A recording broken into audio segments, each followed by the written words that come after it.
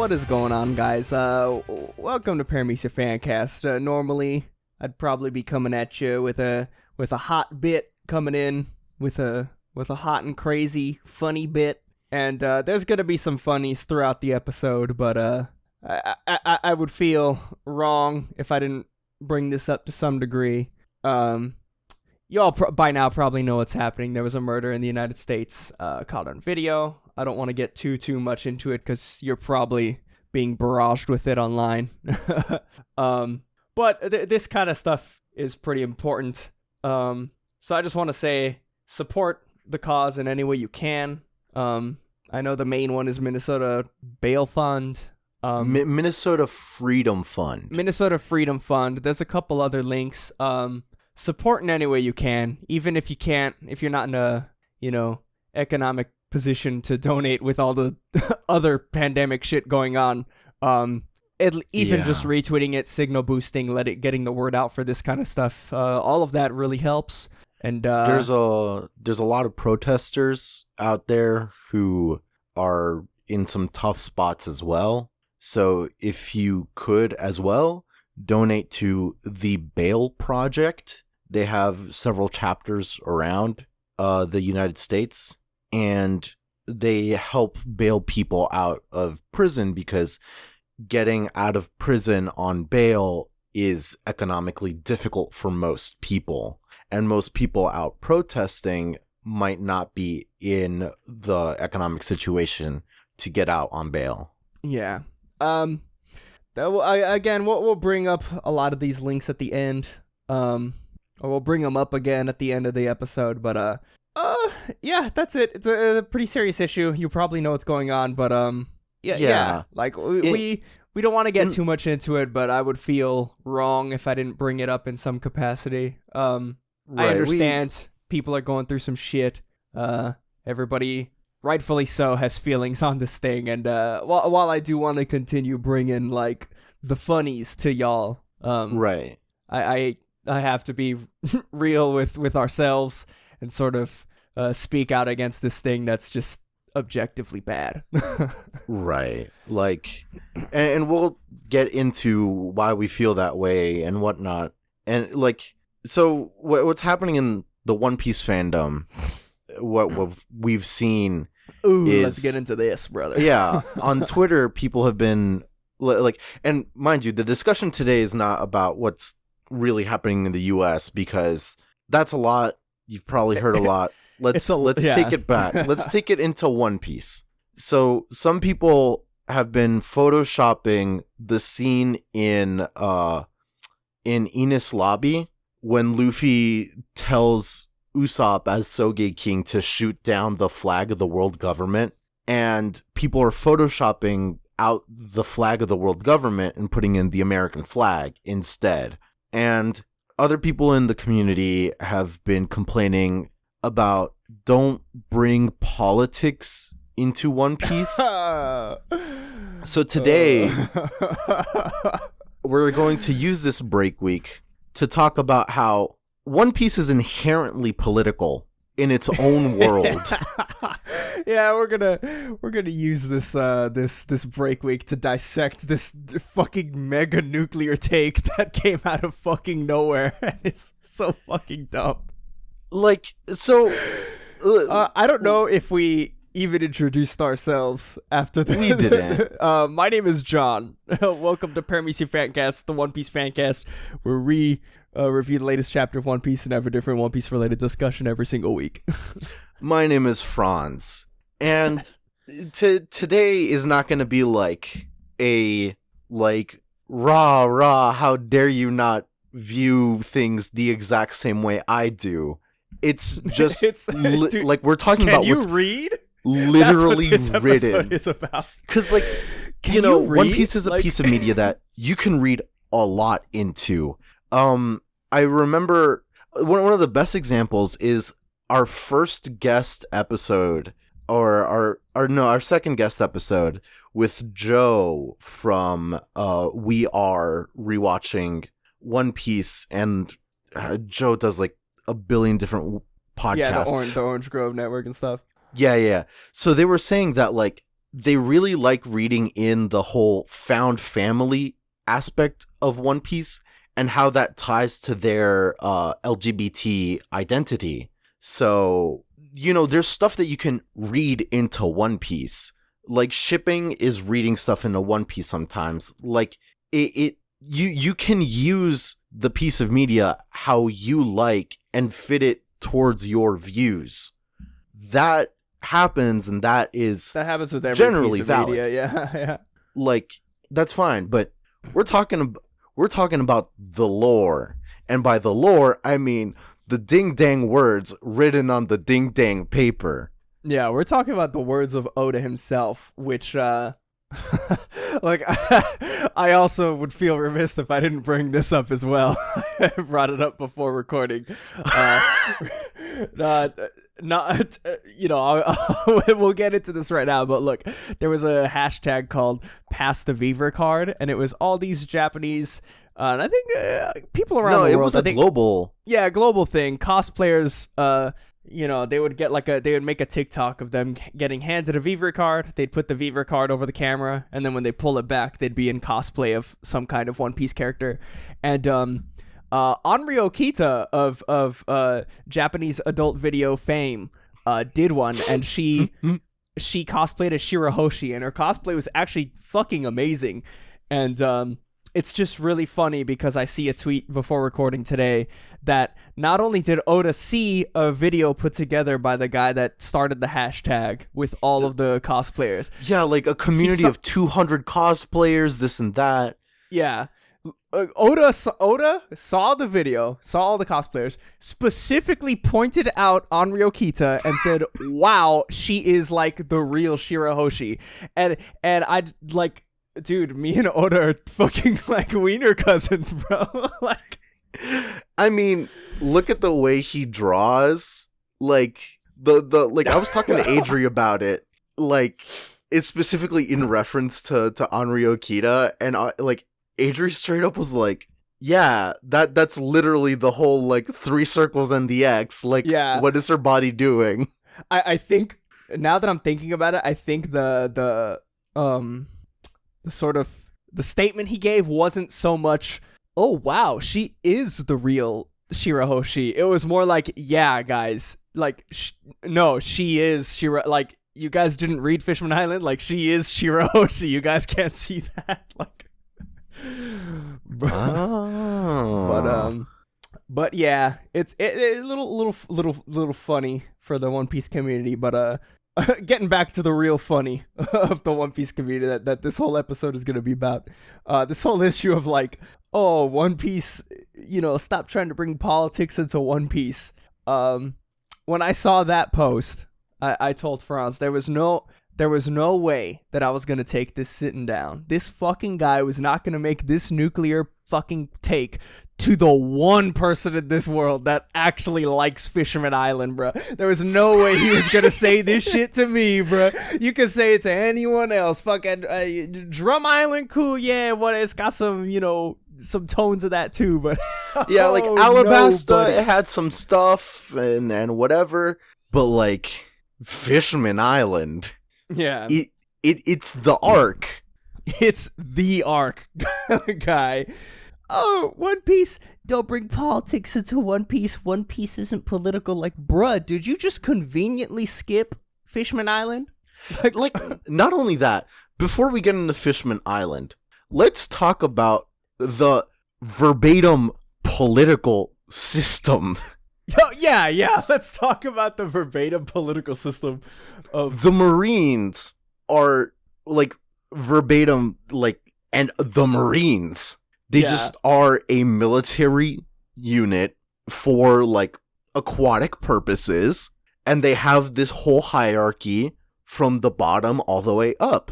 Yeah. It goes all the way up to, like, the fleet admirals and the admirals, vice admirals, the commander-in-chief. They have this whole hierarchy, and they literally patrol and, to certain degrees, control as much of the sea as they can. Especially those within that, like, what was it, like 100 kingdoms? Yeah, I think it's just about like 100 kingdoms or something like that. All the ones that are invited to like Reverie. Exactly. It's like literally a whole association of different kingdoms that have come together to prop up the Marines to protect them. Yeah. It's dude, it's fucking crazy. And you could even like with everything like that's going on, the whole like, oh, like there's some the narrative that always gets brought up is like, oh, like, well, not all Marines are bad, bro. There's some good Marines. And it's like throughout the entire story, we've seen maybe 2 good Marines, maybe a handful. There's Garp. Yeah, there's Garp, who's okay, well, there's Garp, whose morals are still kind of questionable, because he did let his surrogate son get murdered. Yeah, he did like not attempt to stop it at all, and then pretended to like. I'm so torn on Garp because it's like, yeah, he's cool, but like he let that stuff happen. And I think what Dodon screamed at him when he came back to like tell them that Ace had died. I think what Dodon had yelled was like the truth, because she was like, oh, like it's always your job first. Like, you always said like fuck your family, and it was always your job first. Like you never cared. And the never cared part, I think it was just her like lashing out. But it's definitely true. Like you read Marineford and you're like, wow, dude. Like when he's about to clash with Luffy, it's like, bro, really? Like that's your fucking grandkid that's about to be executed. You feel nothing. Like it's only after Ace dies. Like there's also like you can argue that he was about to murder Akainu. Yeah. Over the murder of this of Ace, but like he could have tried to stop it. Yeah, he could have. He's a vice admiral. Sooner. Yeah, he's literally been asked to become an admiral. Yeah.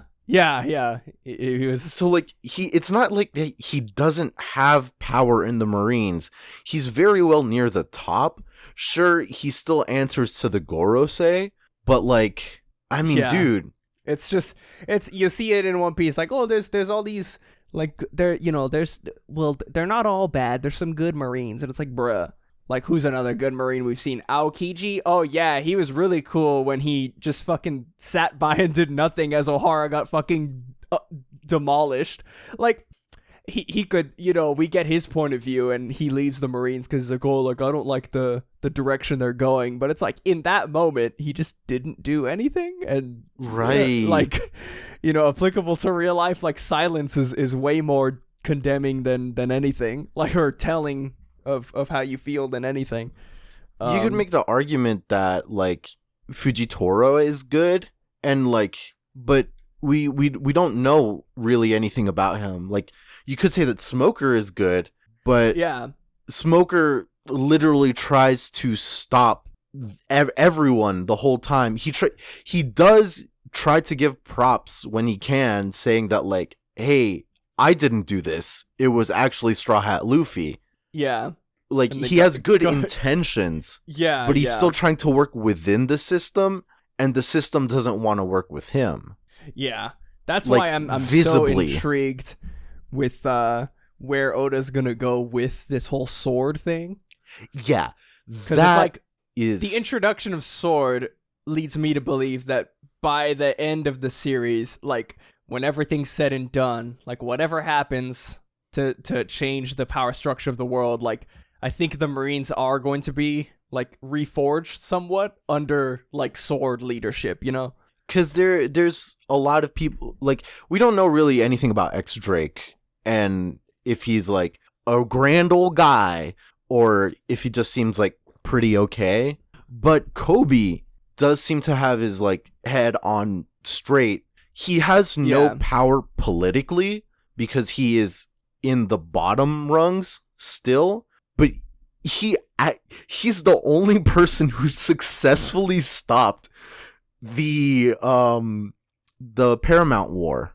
Yeah, he's the only person who like actually like cared enough to speak out against everything that was going on. Like, so it's there in the text itself. Like this sort of like paramilitary, like police force that governs the world is the Marines rule the world with an iron fucking fist. I mean, just look at Sabodi. Like, we saw the rules in place. Like, there's a fucking slave auction house, and there's a rule in place in the world that has been in place since, well, we get introduced to the rule. God knows how long it's been in place since the Void Century ended. Probably, yeah. If you attack a celestial dragon, a member of the highest, a member of the elite status in society, if you attack them, the world government sends the highest ranking military officer to that island to fucking raise it to the ground. Like that's what? And like, I don't want to get into like how this mirrors reality, because then there might be some like John and I have political biases. Like, if you've been listening for a long time, you definitely know we're pretty much very left. But yeah, like the whole thing that these essentially like these people above the law, like literally above the law, can control it like it's a leashed dog is crazy. Yeah, it's crazy. It's like you see stuff like that, and it's like, bro, like how on earth can you like I don't get how you can read stuff like that and be like, oh, like One Piece is not political. Like, what? Because like, I mean, because Oda goes about it two ways. You know, and we'll kind of like get it. We're gonna get into both eventually. But one, like, okay, the entirety of Fishman Island is obviously like for a manga from Japan. Like, I would say probably a very, if not the most nuanced take I've seen about racism from a manga.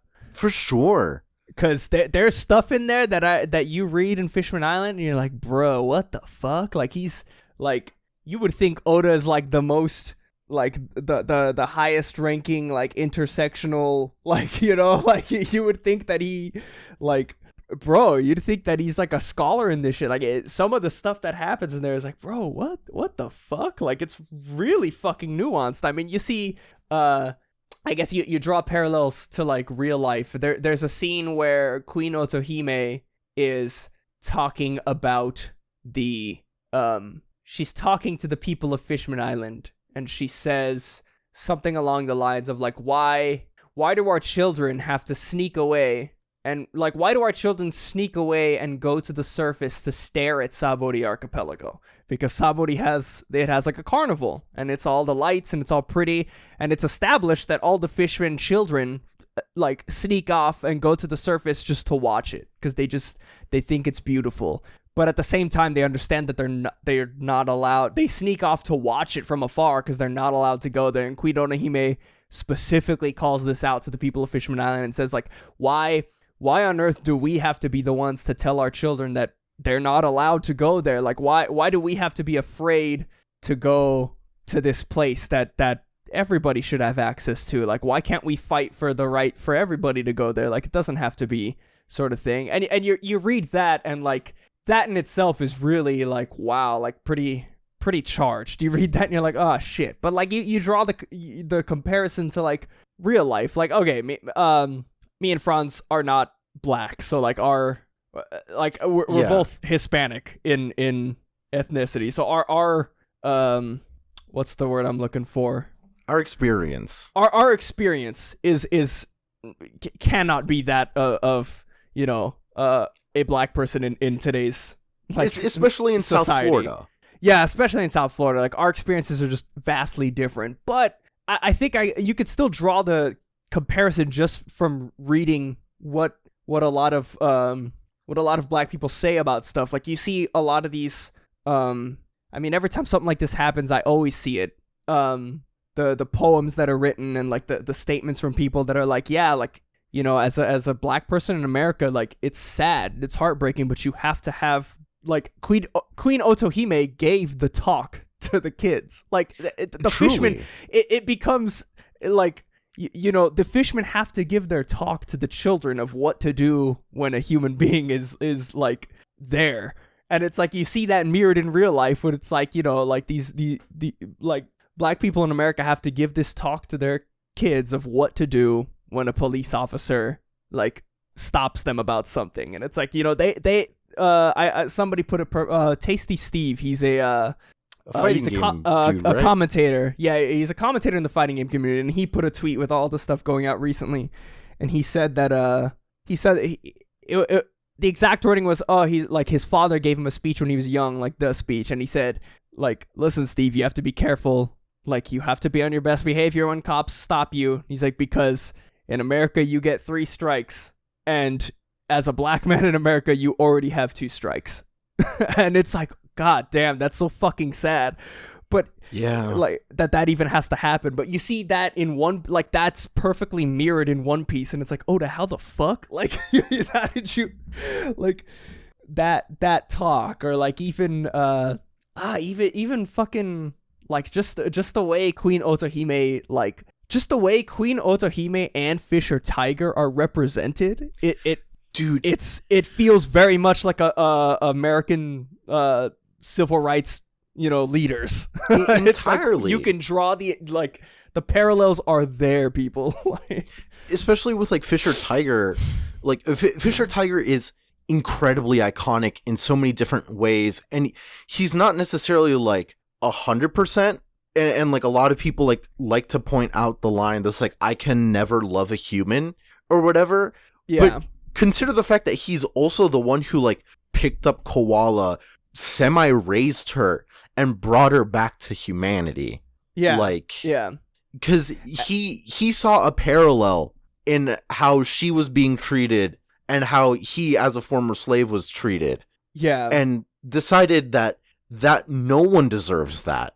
Yeah. Like, he put his shit aside for Koala. That scene where he speaks to Koala and he shows her the gun, and he has all the fishermen throw their weapons overboard, and he's like, we're not like them. We're not gonna fight this racism that we faced with just more blind racism, you know. Like, yeah. And it's just and you see that line at the end, and it doesn't come. I've seen some people take that take as like, oh, like, you know, he still hates humans. In the end, he still hates humans, and I think I always read the line as more of sort of self-reflexive at the end of Fisher Tiger. Like I always sort of read into it like I can never forgive them. Like, no matter what I do as Fisher Tiger, like my experiences, like I can't forgive them, but because I sort of read into it as like it's the job for like the future generations, because he believed in what Queen Otohime was doing. Mm-hmm. He just went about it his own way. And Queen Otohime preached like, yo, we have to move forward, and like all this, like she really wanted to give the newer generation of fishermen like the chance to like the chance at living at the surface. And it's fucking crazy, bro. It's good to see too, and like with the whole like kernel of the story that like Fisher Tiger is literally an escaped slave that brings us a celestial dragon down into the Fishman Island area to reclaim his slaves. Yeah. Something that was literally a political thing that you could do in the United States. Yeah. There's so many documented stories of like shit like that happening. Like, it's like, whoa, dude. Like it's like I said, the shit that happens in Fishman Island, like people like to dog on it because, oh, like it's week to week it was boring and it didn't move. Like, dude, week to week it was good. It was good storytelling because it was fascinating, and it was like, again, the most nuanced, like, sort of depiction of race relations in anywhere, really. Like in manga, it's like, dude, what the fuck? Like, this man's a genius. Dude, it's really well done, and like it makes me proud to see it because, like, you know, as an educator here in Japan, I try to educate as much, like I'm an English educator, sure, like English language, but I try to like tell my students about like what happens in America, because we have like one, like every single textbook in Japan has one unit that's just like Martin Luther King, but it's like very like facetious. Yeah, I mean, correct me if I'm wrong. I can assume that it's just like, yeah, like racism bad, MLK solved it, baby, and then like end of chapter. It's like even like more vague. It's just like, hey, Jim Crow. Hey, Martin Luther King. He died. Bye bye. Oh, and so like it's suddenly my job as someone who studied Japanese history to come out and be like, look, I'm no expert, but yeah, like I'm no expert, but it's still happening, and it's still like an issue that like I have like friends in the area that they do like other type of work, and one of my friends, they had to go to the local precinct, and like policing in Japan can be different depending on where you are. I feel still uncomfortable with police here because I'm a foreigner, but that experience mostly happens in Tokyo. Like foreigners don't have a good time with police in Tokyo. Yeah. But like my friend was giving a presentation to the local precinct and had to say like, hey, if you're dealing with someone you suspect to be an American, you have to understand that like police from where we are, like you've seen the news, that stays with us. Yeah. And like it's something that, being in Japan, they don't necessarily need to know these things about like sure, we can be like pretty like American centric a lot of the time as a globe. Yeah. Everyone like has eyes on America all the time. And I'm not out here saying that like Japan needs to be educated on US history, cuz like fuck they do. Like who gives a damn about like Herbert Hoover or like whatever. Herbert Hoover, inventor of the Hoover vacuum. But but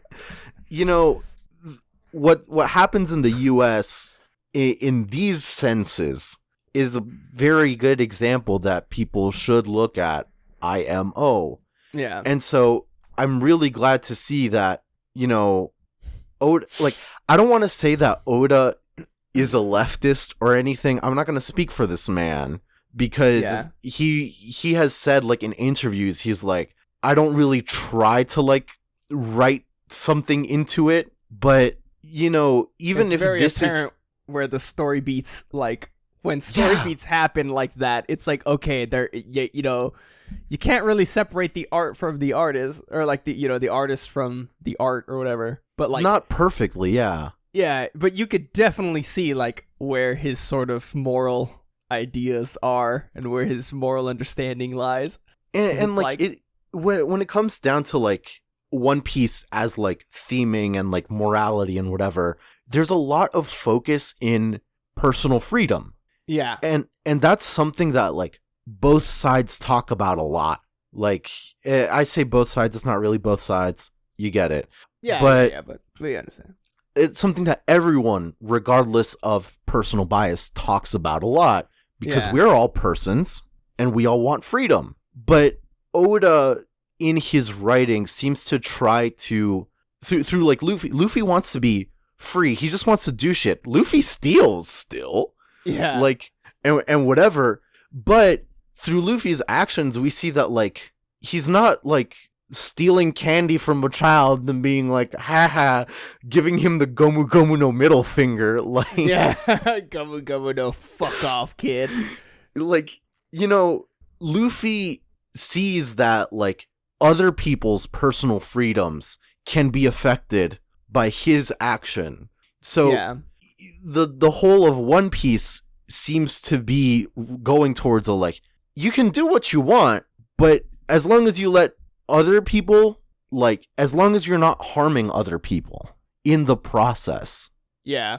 And dude, it's fucking crazy. Cause saying that like, when you said that like, Luffy like sees other people, like Like, basically, his whole MO is just like, I want freedom. And he sees other people's freedoms being, like, obstructed. And he's like, no, like, that's bad. We shouldn't do that. Right. It's like, I brought it up before recording. And this is the perfect time to bring it up now because the segue's there. Bro, like, the more we talk about this, I'm really starting to think that Dressrosa, Oda was just like, fine. Like, how do you get it now? Like, do you get it now? Like, I mean... And like Luffy seeing people's freedoms being like stripped away from them. How do I depict this? Oh yeah, why don't I have Rebecca literally be a fucking indentured servant in the Colosseum? And what's the entire story of Dressrosa? I don't know, maybe Luffy wanting to free Rebecca from the clutches of the Colosseum. Like, and it's not just Rebecca too. Like, it's like everyone everybody, else yeah. with the toys. Yeah.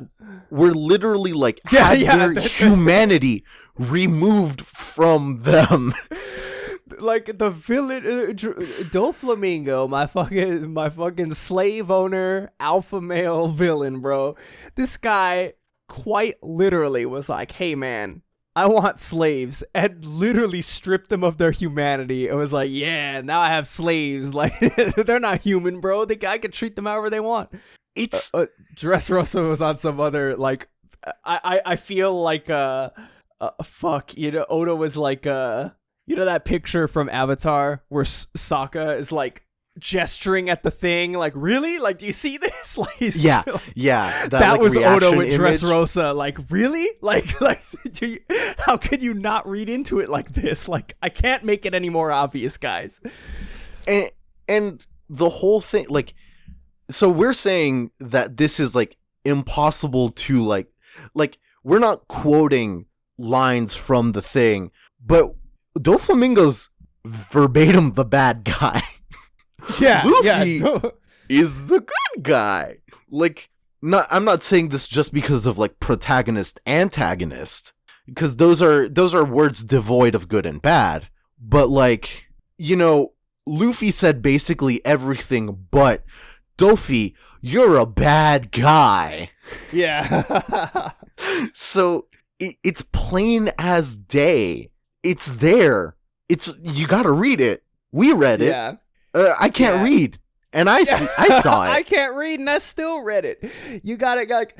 That's why when that take is so nuclear. I don't know who said it on Twitter. There was a specific person. There was a couple other people like echoing it's a lot of people. But I'm like, how on earth can, like, how can you have made it this far, 900 something chapters in, almost 1,000, have read every single chapter? Like, the only way I can see that take happening logically is that they're fake fans and they just haven't read everything, or they haven't watched everything, and they've literally done the 4Kids approach where they see manga panels of Luffy being goofy and they're like, haha, goofy pirate show, and then they make some fucking goofy, rubber fucking goofy guy, and then they make some dumbass take on Twitter, and I'm like, bro, like they're either outing themselves as goofy,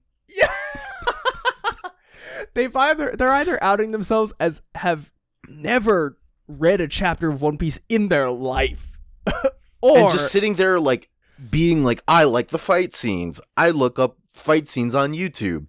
Yeah, or they are just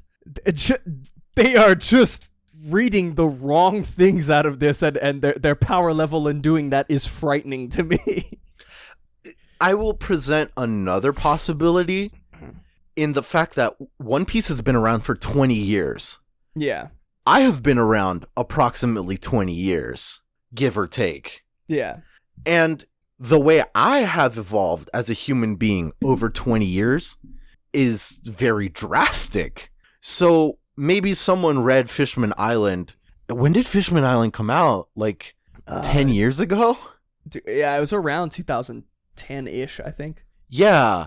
Someone who read it back then could be a very different person now. Yeah. And not have seen things like it was back then, which like honestly shows how rewarding it is to read One Piece. Yeah. Because you can go back to arcs and have a completely different takeaway. Not only just in story, like, you know, they fucking... Not only just, like, base level, like, okay, you get the revelation that they're fucking time travelers in Wano, and then you go back and read Zoe, and some of the shit they say is like, oh shit, like he had it planned the whole time, or like the whole Sanji like being royalty thing was there from the beginning. It's like, oh fuck, like not only just that, but like going back with a brand new mindset, like how you've evolved on some of these issues, and reading it, you like rereading these chapters and these arcs, you get to take away like way more. I would say it's really rewarding in certain depending on what you reread and stuff. Honestly, One Piece is a gem when it comes to like a lot of things, and like it truly, I've stuck with it so long. I don't stick to anything really, like even things that I like. I remember I really like Stranger Things season 1. Did I watch season 2? No. Was that because someone's opinion on it swayed me? No, I'm just lazy. Ooh. Like that's just it. I'm just lazy. But One Piece is such a rewarding read for like anyone of any age. Yeah.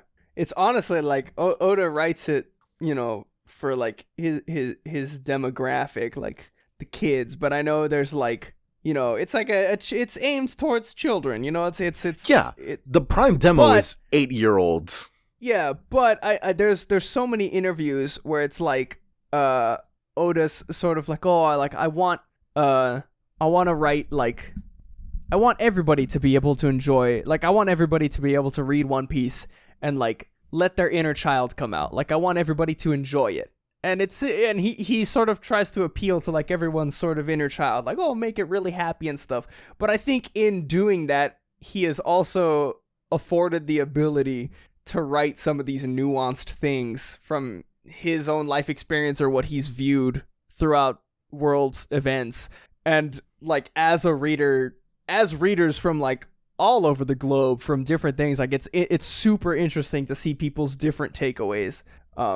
This takeaway in specific, that it's not political, is dumb as fuck, but like, and we can honestly keep going on it like it's literally there. Even no reader, I have never seen the take that the celestial dragons might be right or that they're good. Dude. We can all agree on that. Dude, there's gotta be a fucking celestial dragon apologist somewhere. Sure. Some guy's favorite fucking characters, what's the dumb Carlos? One? Yeah, Charlos or whatever. Yeah. Dude, yeah, there has to be, because there's every type of human being out there. But the key point is, I haven't seen it, and I've seen some ding-dong takes. Yeah. But, like, so we can all agree on that. But that is literally, in universe, a political opinion. Yeah. Because the Celestial Dragons are literally a politically propped up class. Yeah. Like, y'all, come on. Don't okay. Don't be tiny brained. Look, don't let those dirty power scalers influence you and make you give up your brain cells. Reclaim your brain cells. Get off the fucking crack pipe that is power scaling and look at the story and be like, damn, bruh, hooked on phonics, I can read. Maybe Fishman Island really was about racism. Like, come on, man, come to the other side. Just fuck. Like, Fishman Island equals racism is the most bare minimum reader comprehension. Yeah. That is, like, necessary. Though Oda, like, fucking, like, look, at the end of Fishman Island, Oda, like, okay, Oda beat it over the head with people in Dressrosa, but, like, at the fucking end of Fishman Island, the entire scene, that fucking powerful scene with Fukuboshi and oh my god, Hody Jones. Where he's like, what did the humans do to you? And Hody Jones' shit-eating grin is like, absolutely nothing, bro. We're the better, we're the better race. They have to die. And then Fukuboshi sees this and is like, oh, fuck. we're the problem. Like, we created him. Like, this is our fault. Like it's so fucking like beating you over the head by the end of that it's like, by that point, if you don't see like, oh shit, like, you know, it's so like at the core of it, it really is a like hatred begets hatred kind of like story. And like I don't know how like well that translates specifically into the real world, but it really ties towards what Oda says, that he wants everyone to like get their inner child. Like, I'm gonna be completely honest, I'm a doomer. I'm scared, and I've given up in a lot of senses. Yeah. But the like reading One Piece personally gives me some hope in a lot of things. And even like Oda, the inner child sort of thing, he kind of touches on that in Fishman Island too. There's a scene where the kids are watching, there's like children, and they're watching the Straw Hats. And you know, he had established already in the arc, like at the beginning of the arc, it through like all the flashbacks, that like the children in Fishman Island they're pure. They're very curious. They like the beauty that is Sawadee Archipelago. Like, they're very curious. And he shows that to the reader as they're on the sidelines and they like sneak away from their families and shit, and they're watching the Straw Hats. And then the adults are also there. And I forget what happens. Something happens, and the fishmen start saying shit to the humans. They start saying stuff like bad-mouthing the Straw Hats. And the Straw Hats are like, bro, I don't give a fuck. Like, I'm here to talk to Jinbei, bruh. But there's a scene specifically where the fishmen are kind of saying bad stuff, and they're yelling at the Straw Hats. And Oda specifically uses that moment to like zoom in on the children's faces, and you can see like this level of like sort of discomfort and confusion. Their faces kind of like torn. They're not like smiling. And then you see like he uses like ellipses and shit in the voice boxes, but you can see like hesitation, and then the kids just copying what the adults are saying. They just parrot exactly what they're being said. Like they're saying like this kind of like really charged shit to the Straw Hats because they don't like humans, and the kids start saying it too. But Oda goes out of his way to show you, like, listen, like, this is not something that's like you said, like, it gives people hope. Like, he shows you, and he absolves it by the end of the arc, because he shows you, like, this isn't all of that throughout the arc to say, like, this isn't some sort of thing that is imprinted on, like, you know, not imprinted. How do I put this? You're not born with it. You're not born with this inherent racism. Maybe it's Maybelline. You don't come out of the fishman womb. You don't come out of the fishman egg or live birth. It's an egg. Yeah. You don't come out of the egg / live birth with this sort of racism like just in your blood. Like, it's definitely taught, and what is taught can also be unlearned. And at the end of the arc, I like it because it isn't one of the reasons I like the ending of Fishman arc is because it's beautiful in that it's hopeful, like you said, because at the end of it, Luffy, like, you read it and you see the racism, you know, parallels, and you think, oh shit, like, Oda's gonna make Luffy the white savior. Like, oh guys, these fishmen coming back, right? He's gonna be the white savior and he's gonna save them. Even at the end, even after all the white savior shit that Luffy pulled, just fucking beating up Hody Jones, trying to save Fisherman Island, literally just because Jinbei and the mermaid were there. But like, after all that, they're like, oh my god, like, Luffy's gonna die, like, he needs blood. And all of the fishermen are silent. And they're like, well, he's human. And it's like, it's this moment where it's like, oh fuck. Like, you know, it's something it's not that easy to overcome. And then the fishermen watch Jinbei give Luffy their blood, and the ending is really like, the Fishman Island as a whole is being put on the proper path. Like, it's gonna be hard, and they're gonna need to work through it. But I like the ending because it's hopeful, and it shows that the fishmen, yes, they still have this issue. Like, you can't just overcome racism like that in a day. But the ending gives you hope that they're gonna get through it, and they're gonna be better people for it, and they're gonna, they're gonna be able to accomplish what Queen Otohime wanted them to accomplish in the first place. And it's just fucking sick. Dude, I'm like, there's just, it's so beautiful to see it all like wrapped up with a bow. But there's, even outside of Fisherman Island, there's so many examples, like, from the get-go, the Marines have always been poised as like somewhat corrupt and this and that. Like, hell, Meppo, at the beginning, he held a hammer gun. Like nepotism. Yeah, Meppo's just some brat child of like some captain Marine guy. Yeah. Who like hurt everyone and like used his power in a corrupt way.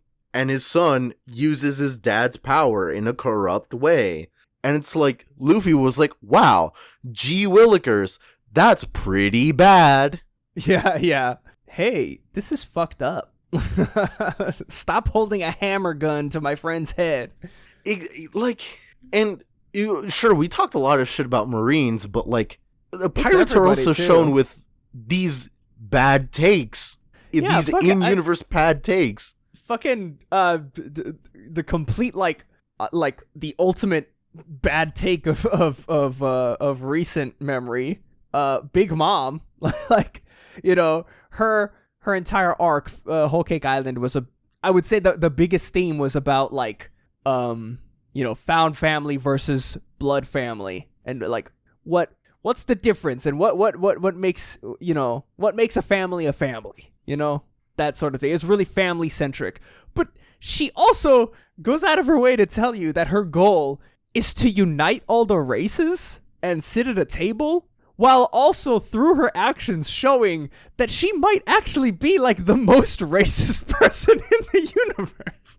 Because like it's less obvious because she's not turning everyone into toys, but she does strip away agency and humanity from she views everyone. Them as she views them as a commodity, as a collection. They're not fucks people. Them, gets a baby, shoves out all the husbands. Yeah, there are things to be collected. And exactly. Thank God we have our homie Poundy Pussy to put her in her place, bruh. Come on, but what's the thing with like the Chopper and everyone else? They were like put in like a collection book. Yeah. Brooke was so hot of a commodity to Big Mom that she literally kept him in her room as like a trinket. Yeah. She wants. He's still human, but he doesn't have any skin. And it's so funny because it's like she preaches she wants all the races to sit together and be united at this table. And her power is like the soul fruit, literally like, human souls. And then like, you think soul fruit and you think like, oh man, like humanity, like whatever. And then you see the perverted way that she uses it, not like sexually, like the perverted way that she like uses the power to literally like strip humanity from people. It's a bargaining chip. Yeah, and put it into like inanimate objects. She creates her own like humanity, I guess. She creates her own subservient humanity to justify her own means. And it's like, while also quite literally stripping like every single race of their agency and humanity, like you said, and they're just commodities.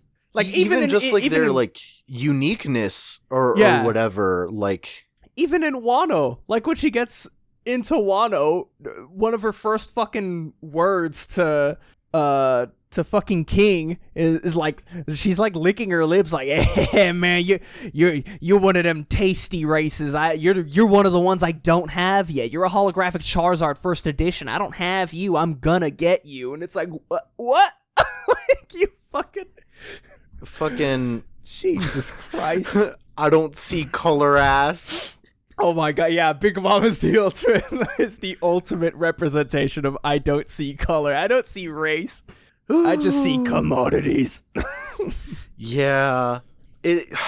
This whole episode hopefully was like a great, I don't know, we might be doing this to an echo chamber. We have like about 300 people who listen like week to week. Like when we release a new episode, they hopefully know about like how we stand and whatnot. And I like, we do a pretty good job every episode to sort of not like, okay, yeah, like you can't separate political beliefs from a work of art or anything. not to call calling a podcast a work of art. Yeah, okay, not to call this a work of art, but toot your own horn.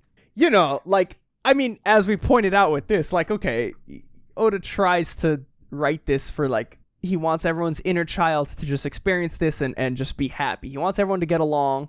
This is for the inner child in everyone. It's something everyone can enjoy.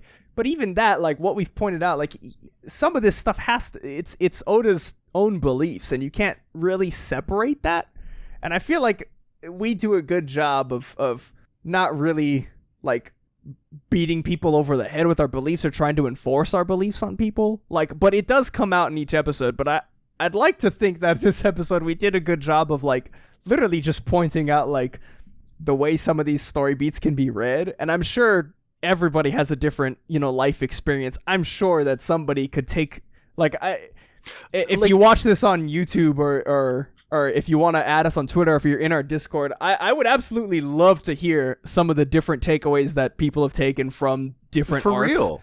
Because it's so fucking interesting to see a different point of view and how you would like rationalize and take something away from especially a series this deep. Because like I'll even like start by saying that like I don't think Fishman Island is perfect and infallible in its politics. I'm just kidding. Because fuck you, John. That's why, actually.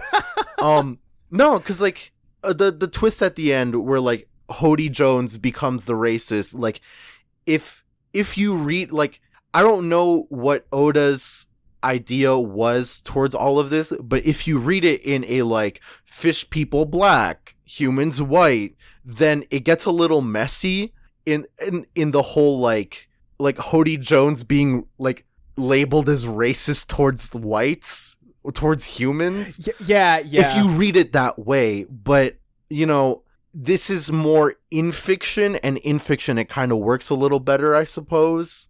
Yeah. But it's still like not ideal. But I mean, hey, the whole arc speaks a lot better than just like a single interaction between someone who's literally a terrorist and then like some prince guy.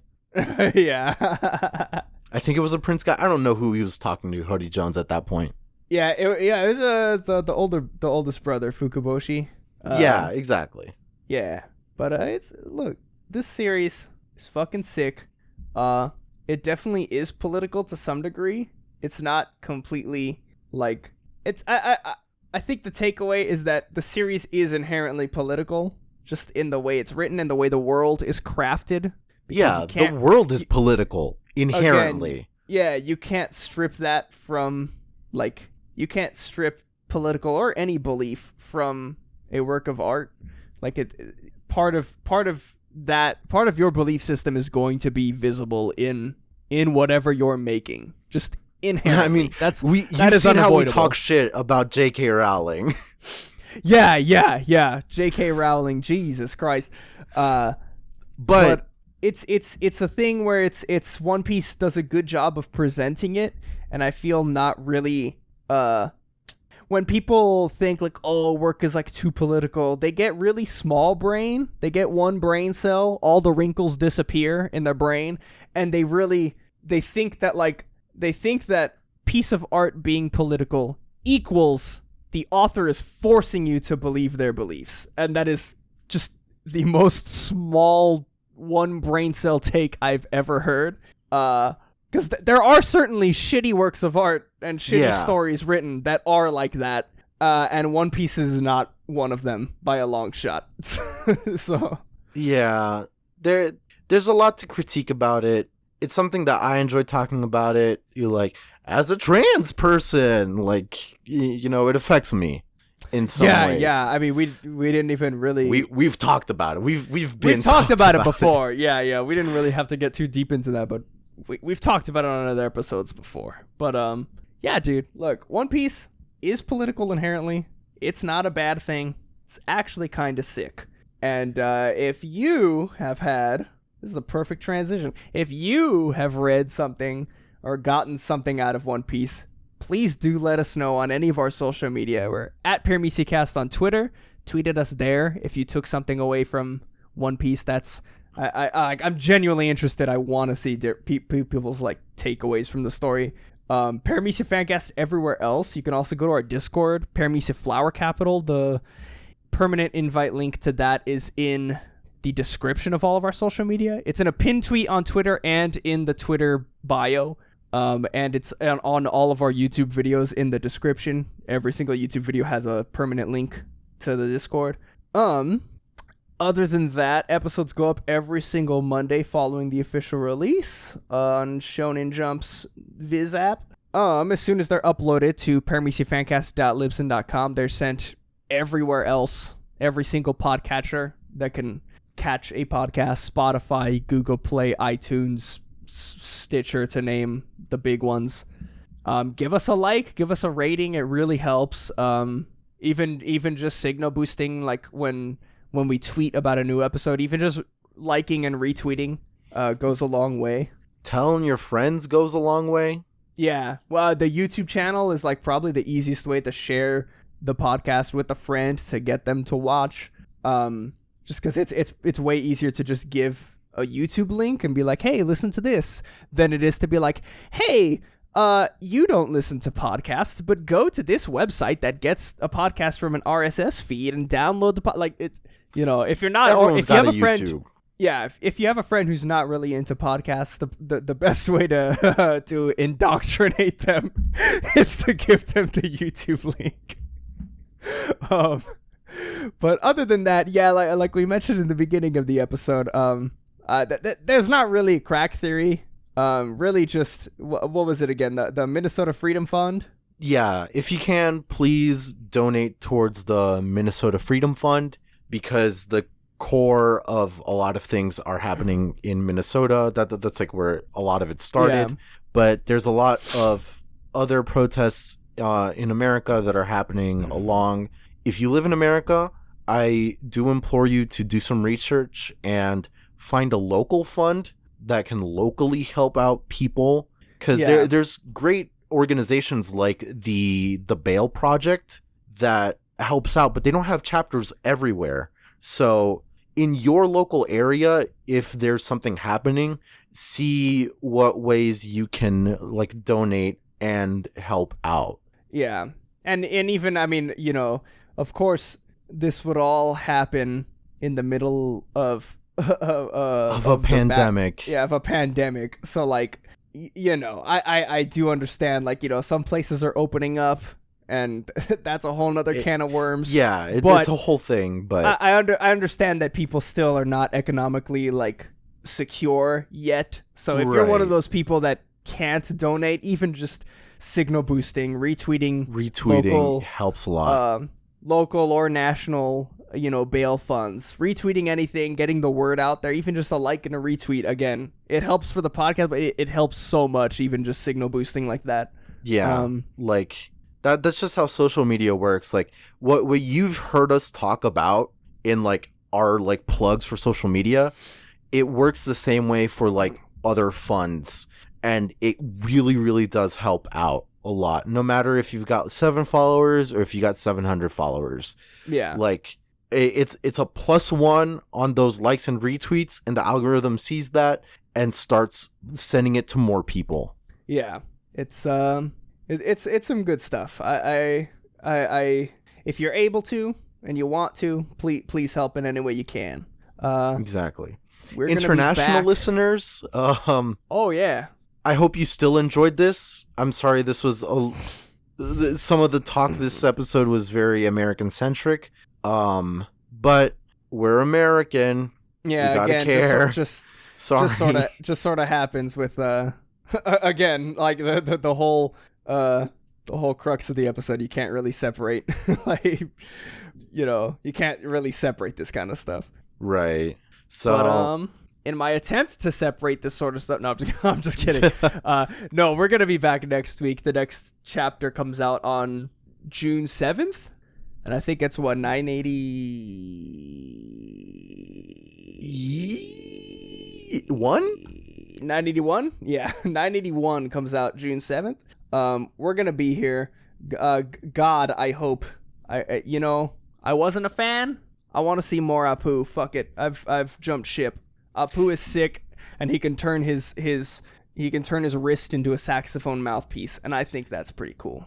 I'm really excited to see Funny Arm Man like wave his wacky wavy inflatable hands. Yeah, and then I'm waiting for Apu to reveal that he's like the most woke villain ever. No, Apu wants to be racist. Yeah, that's all this about like, oh man, like, like all these villains are super racist, and watch Apu is just gonna casually drop some shit on us next chapter. No, he's new generation. He's with everyone. He's also like kind of black coded. Yeah. So I think Oda would have like the decency to not do that, and I think Apu for Straw Hat. Yeah. Yeah. Baby.